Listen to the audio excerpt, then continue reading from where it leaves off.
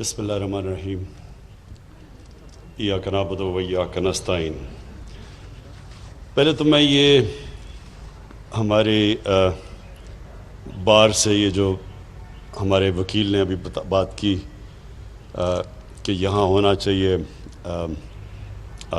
High court Faisal آباد میں بالکل آپ سے متفق ہوں، ہر ڈویژن کے اندر ہونا چاہیے۔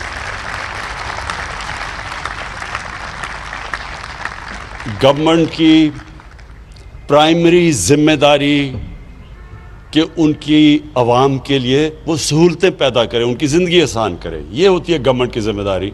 تو میں تو بالکل اس میں بلیو کرتا ہوں کہ ہم ڈیوالو کریں، لوگوں کو دور دور جانا نہ پڑے، گھر بیٹھے بیٹھے ان کو چیزیں ہوں جو انشاءاللہ جو لوکل گورنمنٹ سسٹم ہم نیا لے کے آ رہے ہیں، یہ پاکستان کی تاریخ میں سب سے بہترین، سارے ہم نے اپنی ماضی کے تجربے جو لوکل گورنمنٹ کے دیکھ کے تو ایک ایسا سسٹم لے کے آ رہے ہیں کہ آپ سب کو خوشی ہوگی کہ پہلی دفعہ آپ کے جو شہر ہیں، فیصل آباد مثلا جو شہر ہے، یہ کبھی بھی ایک ذہن میں ڈال لیں کہ ایک پروونشل ڈیولپمنٹ فنڈ سے یہ کبھی شہر ٹھیک نہیں ہو سکتا۔ نہ لاہور، اگر ہم یہ سمجھیں کہ جو ڈیولپمنٹ فنڈ پنجاب کا اس سے لاہور چلائیں گے، اگر آپ لاہور کے اوپر پیسہ خرچ کریں گے باقی پنجاب کے علاقے پیچھے رہ جائیں گے۔ ساری دنیا کے اندر جو شہر ہوتے ہیں جو کامیاب، میں آپ کو دنیا کے ماڈلز بتا رہا ہوں کہ لنڈن ہے، نیو یارک ہے، پیرس ہے، بلکہ تہران میں نے جو جا کے دیکھا، اور بلکہ اب ممبئی کے اندر بھی وہی سسٹم ہے۔ سب شہروں کے اپنے، اب وہ شہر اس طرح چلتا ہے جس طرح ایک ملک چل رہا ہے، اس کا اپنا میئر ہوتا ہے، الیکٹڈ میئر ہوتا ہے، جس طرح لنڈن کا میئر الیکٹڈ ہے، اس کی پھر پوری کیبنٹ ہوتی ہے، تو سارے لنڈن کے مسئلے لنڈن میں حل ہوتے ہیں، اور وہ پھر اپنے پیسے اکٹھے کرتا ہے۔ اب فیصل آباد جیسا شہر پاکستان کا امیر ترین شہر ہے، لیکن اس کو ڈیپینڈ کرنا پڑتا ہے پنجاب سے۔ جب گورنمنٹ سے پیسے آئیں گے تو تب سڑکیں ٹھیک کریں گی، تب ہاسپٹل بنیں گے، تب یونیورسٹی بنے گی، ایسے ماڈرن سٹیز نہیں چلتی۔ تو ہمارا جو سسٹم ہے کہ ہر شہر کا اپنا الیکشن ہوگا، میئر کا ڈائریکٹ الیکشن ہوگا، انڈائریکٹ الیکشن نہیں ہوگا کہ پہلے یونین کاؤنسل کا الیکٹ ہو پھر وہ کریں، اس کے اندر پیسہ چل جاتا ہے بدقسمتی سے، وہ پیسے دے کے وہ بن جاتے ہیں، وہ بڑا سسٹم فیل ہو چکا ہے۔ ڈائریکٹ الیکشن میئر کا ہوگا، پھر میئر اپنی کیبنٹ سلیکٹ کرے گا، اس کے اندر ایکسپرٹس ہوں گے، پانی کے ایکسپرٹس ہوں گے، اس کے اندر ایجوکیشنسٹ ہوں گے، تو وہ شہر ایک پوری طرح ایک سیلف سسٹیننگ شہر بنے گا اور پھر اپنے پیسے اکٹھے کرے گا۔ تو اس کے لیے یہ بھی ہے کہ اتنے بڑے بڑے شہروں میں اپنا ایک ہائی کورٹ بننا چاہیے تاکہ اپنے مسئلے آپ کے یہیں حل ہو۔ اچھا جی، میں اب آپ کے سامنے فیصل آباد کے سامنے، کیونکہ آپ پاکستان کا جس طرح مینچسٹر کہتے ہیں، انشاءاللہ ایک دن مینچسٹر کہے گا کہ وہ فیصل آباد ایک شہر تھا جو ہمارے اوپر بیس ہو کے تو ہمارے سے آگے نکل گیا۔ تو آپ کو تو بس سوچنا چاہیے، سوچ بڑی، انسان کو بڑی سوچ رکھنی چاہیے۔ دیکھیں، پہلے تو میں آپ کو اپنی پالیسی بتا دوں کہ میں کیا سمجھتا ہوں کہ ملک کے لیے کیا پالیسی ہونی چاہیے، اس ملک کو ہم نے کیسے اٹھانا ہے۔ اس وقت تو ہم نے یہ سوچنا نا کہ ایک پاکستان جس کے اوپر تاریخی قرضے چڑھے ہوئے ہیں، پاکستان کی تاریخ میں جو ہمیں 2018 کا پاکستان ملا، پاکستان کی تاریخ میں کبھی اتنا زیادہ قرضہ ملک پہ اندرونی اور بیرونی کبھی اتنا قرضہ نہیں چڑھا ہوا تھا، کبھی اتنے بڑے خسارے نہیں تھے۔ جو بھی حماد نے تقریر میں بتایا کہ جو ہمارا ٹریڈ کرنٹ اکاؤنٹ ڈیفیسٹ تھا وہ 20 ارب ڈالر کا تھا، پاکستان کی تاریخ کا سب سے بڑا ڈیفیسٹ، یعنی کہ کبھی بھی کوئی ملک آگے بڑھ ہی نہیں سکتا، کبھی بھی کوئی ملک کی صحت اچھی ہو ہی نہیں سکتی جبکہ اگر اس کے ملک کے اندر جو ڈالرز اندر آ رہے ہیں وہ کم ہیں اور جو ملک کے باہر ڈالرز جا رہے ہیں وہ زیادہ ہیں۔ یعنی یہ جب تک خسارہ ہے، نہ اس ملک کی صحت کبھی ٹھیک ہو سکتی ہے، نہ جو کریڈٹ ایجنسیز ہیں دنیا کی وہ کبھی بھی کہیں گے کہ جی ملک کی ریٹنگ اچھی ہے، وہ ہمیشہ اس ملک کو کہیں گے کہ یہ تھوڑی دیر کے بعد یہ کرائسس میں چلے جائے گا۔ اور سب سے بڑا کرائسس کیا آتا ہے کہ اس کی کرنسی ڈی ویلیو ہو جاتی ہے۔ جب جتنا بڑا آپ کا کرنٹ اکاؤنٹ ڈیفیسٹ، اتنا پریشر آپ کی کرنسی پہ پڑتا ہے، اور جب کرنسی گرتی ہے تو کیا ہوتا ہے، مہنگائی آ جاتی ہے۔ ہمیں بڑا برا بھلا کہا گیا جی مہنگائی کا، لیکن پوچھیں کہ مہنگائی کے پیچھے وجہ کیا تھی؟ سب سے بڑی وجہ یہ کہ جو ٹریڈ گیپ تھا پاکستان کا، کتنی پاکستان کے اندر امپورٹس آ رہی ہیں اور پاکستان کتنی ایکسپورٹس کر رہا ہے، اس میں اس ملک کی تاریخ کا وہ خسارہ تھا 40 ارب ڈالر کا، جو آج تک کبھی ملک اس کے قریب بھی نہیں گیا۔ جب 40 ارب ڈالر کا ٹریڈ گیپ ہو تو اس میں ملک کے کرنسی نے تو گرنا ہی ہے، اور کرنسی کو کیسے بچایا ہوا تھا؟ پہلے ہی ہمارے پاس ریزروز کم تھے، فورن کرنسی ریزروز، وہ ریزروز بھی بلڈ اپ کر رہے ہیں قرضے لے کے ریزروز بلڈ اپ کر رہے ہیں، اور وہ ریزروز کو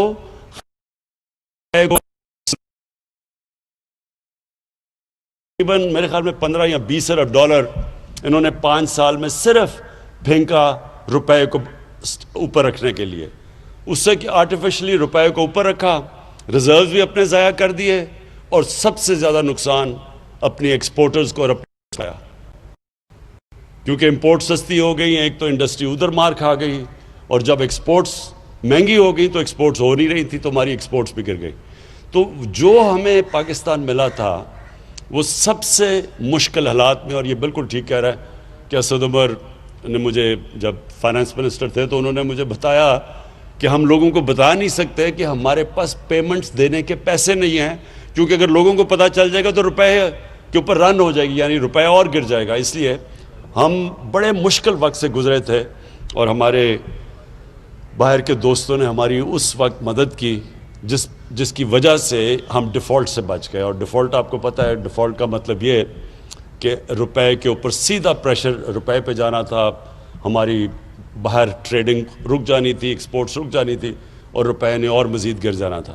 تو اللہ نے ہمیں اس بڑے مشکل وقت سے نکالا، اور آج جو جدھر ہم کھڑے ہیں، میں صرف اس سے پہلے آپ کو اپنی فلسفی بتا دوں۔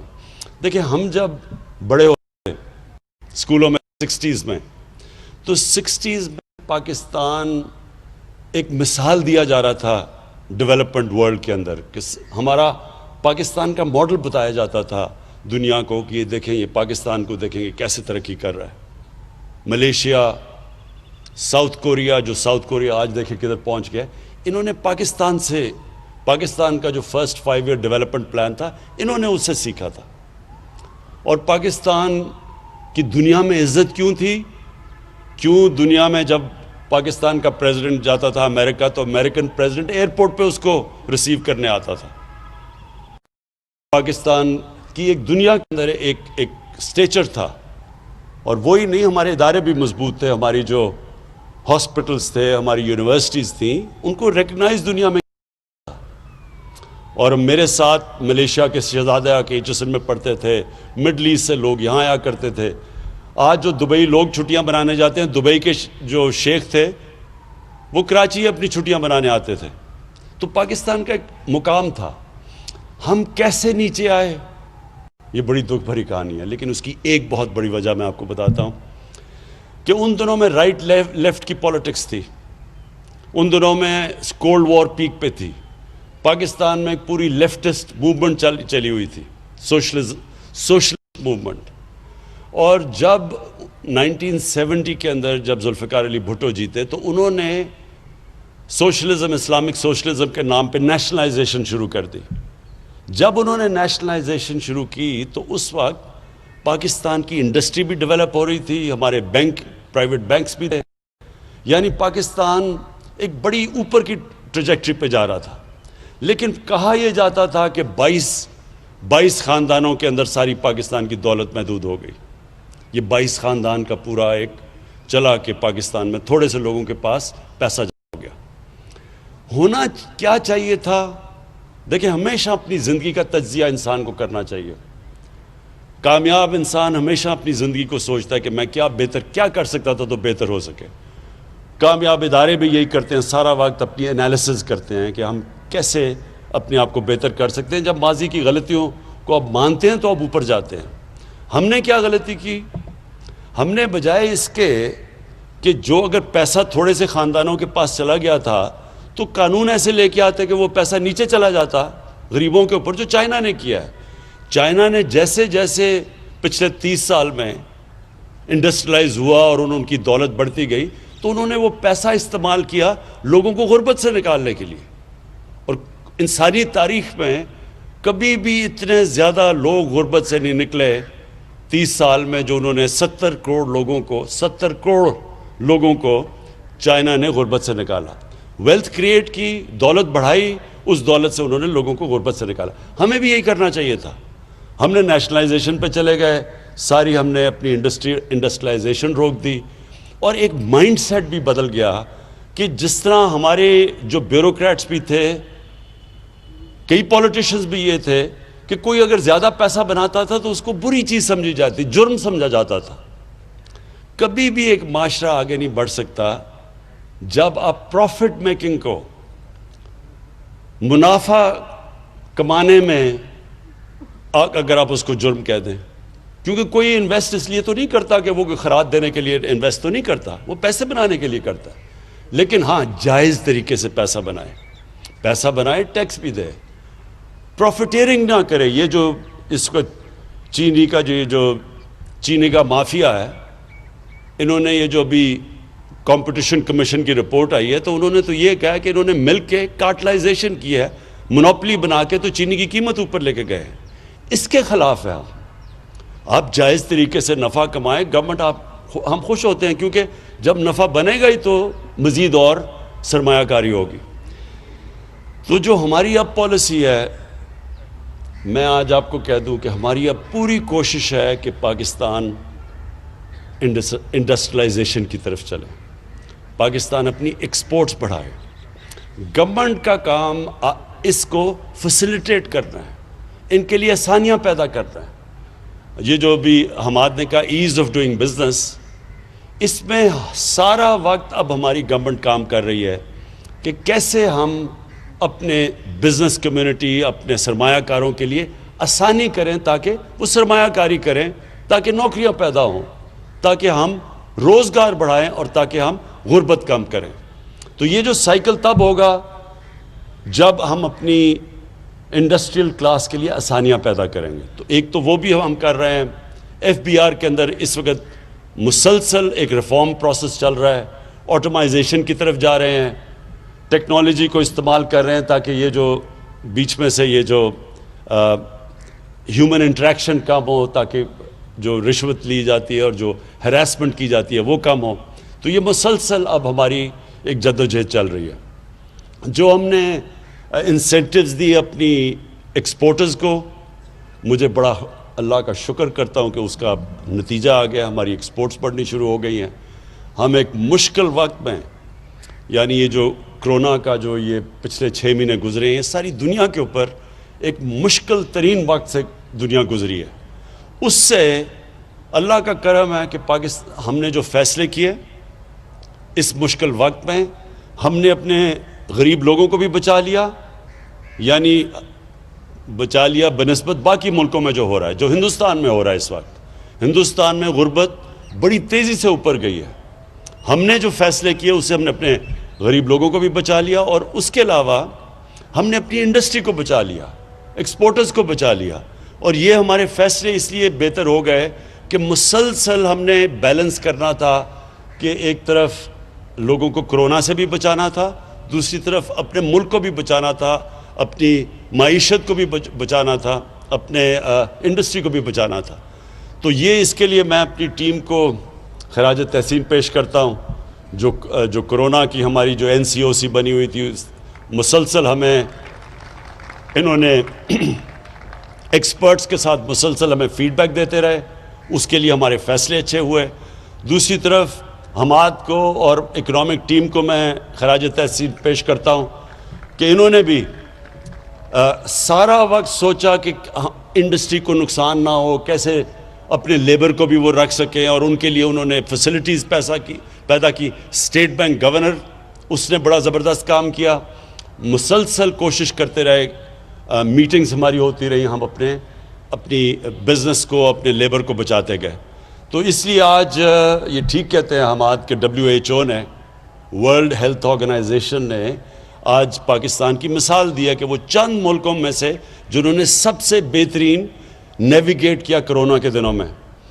ویسے میں یہ ضرور کہہ دوں کہ ابھی ایک سیکنڈ ویو آ رہا ہے، ہم دیکھ رہے ہیں کہ کیسز پھر سے بڑھ رہے ہیں، اور اس لیے آج ہم نے یہ باہر چھوٹی فنکشن کی اور 300 لوگوں سے زیادہ فنکشن نہیں ہے.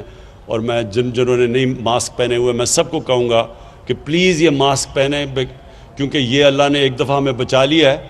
احتیاط کر کے ہم کوئی چانس نہ لیں کہ ہماری اگر یہ خدا نہ خواستہ تیزی سے اگر یہ پھیل گئی اور ہمارے ہاسپٹلس پہ پریشر پڑ گیا تو ہمیں پرابلمز آئیں گے پھر اکانومی کے اوپر اور پھر غربت کے اوپر.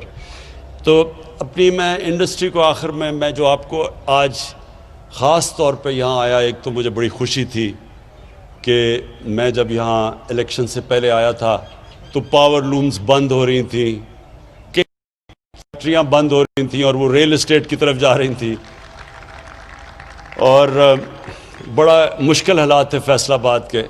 تو مجھے بڑی خوشی تھی آج جب میں نے اپنے یہ ایم پیز اور ایم این اے سے پتہ چلوایا، انہوں نے کہا جی آج کل لیبر نہیں مل رہی ٹیکسٹائل کی. تو مجھے بڑی خوشی ہوئی اس چیز کی کہ شکر ہے ہماری روزگار بڑھ رہا ہے. مجھے ایک اور بھی میٹنگز کے اندر بڑی اچھی بات آج سجیشن دیا گیا، اور میں اپنے چیف منسٹر کو یہ کہوں گا کہ ہمیں اب سکلز، ٹیکسٹائل سکلز کے لیے انسٹیٹیوٹس بنانی ہیں تاکہ ان کو ٹریننگ کروائیں، کیونکہ آپ کو ویلیو ایڈڈ کے لیے بھی آپ کو لیبر چاہیے. تو وہ لیبر کے لیے، اس کے لیے، کیونکہ جو سکل ٹیکسٹائل کا اب جو لیبر ہے، جو ورکر ہے، وہ اب اس کی ڈیمانڈ بڑھ گئی ہے اور وہ مل نہیں رہا. تو اس لیے ہمیں اس کو بھی کرنا چاہیے، کیونکہ انشاءاللہ ہم جیسے جیسے ہماری ایکسپورٹس بڑھیں گی، اور میں آپ کی جس طرح حماد نے بھی آپ سے سب سے اپیل کی کہ مزید اور آپ انویسٹمنٹ کریں، اور انویسٹمنٹ اس سوچ سے کریں اور بے فکر ہو کے کریں کہ یہ اب آپ کے پاس ایسی گورنمنٹ آئی ہے جس کا کام ہے آپ کے مسئلے حل کرنا. جو ایسی گورنمنٹ آئی ہے جس نے آپ کے لیے ایک سٹیبلٹی دینی ہے، ایک ایسی پریڈکٹیبلٹی دینی ہے کہ آپ جو بھی اپنی انویسٹمنٹ کریں آپ کو یہ فکر نہ ہو کہ ایک دم کوئی ایسی پالیسی چینج ہوگی جو ایک دم آپ کی انڈسٹری کو افیکٹ کرے گی. ہمارا کام ہے آپ کی انڈسٹری کی مدد کرنا، کیونکہ اس سے ایک آپ روزگار لوگوں کو دیں گے، اور دوسرا ویلتھ کریٹ کریں گے. ملک میں جتنی آپ دولت بڑھتی جائے گی، ملک میں آسانی ہوگی اپنے قرضے واپس کرنے میں.